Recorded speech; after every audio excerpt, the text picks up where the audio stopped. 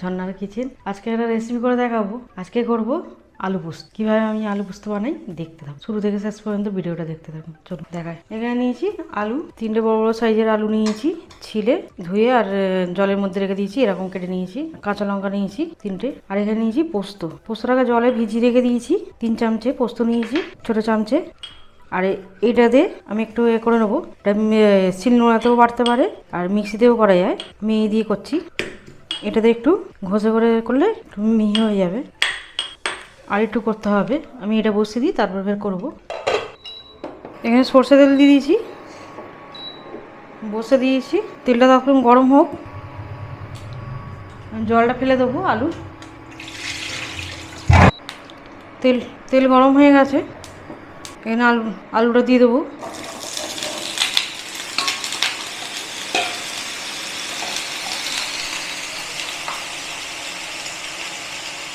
আলুর মধ্যে নুন দিয়ে দেবো, পরিমাণ মতো নুন।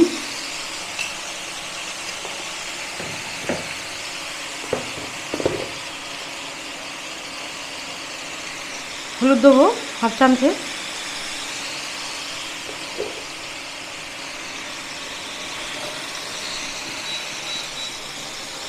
আলুটাকে ভেজে নেব।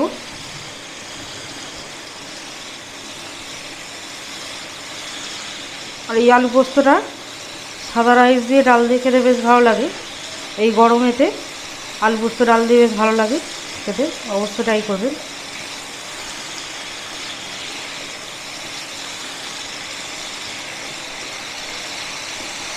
আলুটা একটু ভেজে নেব, ঢাকা দিয়ে ভেজে নেব।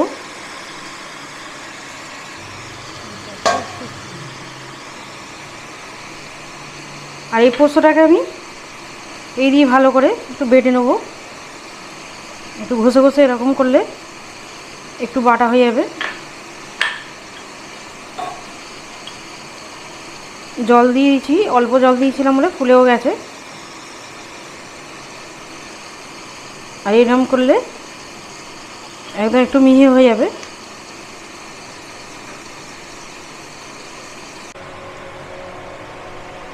দেখে নেব।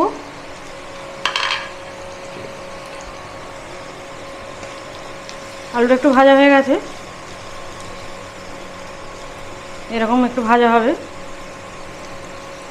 এটা একটু ফাঁকা করে দেবো, এই সাইড দিয়ে দেবো। দিয়ে দেবো শুকনো লঙ্কা, 2টো শুকনো লঙ্কা দিয়ে দিলাম। অল্প করে কালো জিরে, জিরেটা একটু ভেজে নেব।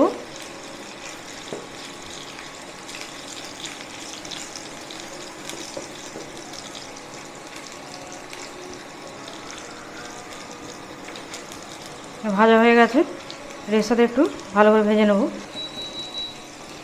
এরকম আলু ভেজে করলে টেস্টটা খুব সুন্দর হয়। মিশিয়ে নেব ভালো করে। এখানে ভাজা হয়ে গেছে। এখানে যে পোস্ত করে রেখে দিয়েছি, বেটে নিয়েছি, দিয়ে দেবো।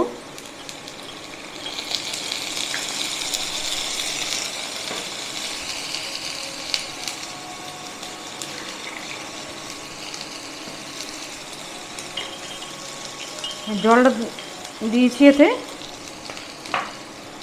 ধুয়ে দিয়ে দেবো একটু।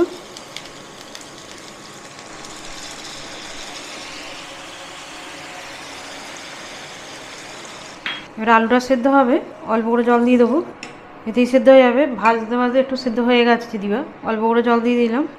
এখানে 2টো শুকনো কাঁচা লঙ্কা নিয়েছি, কাঁচা লঙ্কা দিয়ে দেবো।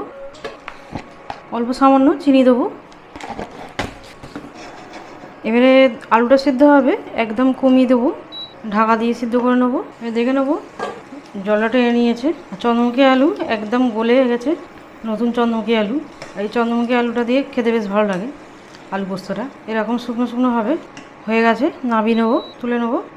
একদম রেডি আলু পোস্ত। কত সুন্দর হয়েছে, আর খেতেও দারুণ হয়। ডাল দিয়ে খেতে বেশ ভালো লাগে। আমার রেসিপি ভালো লাগলে বন্ধুদের সাথে শেয়ার করবে, লাইক করবে আর সাবস্ক্রাইব।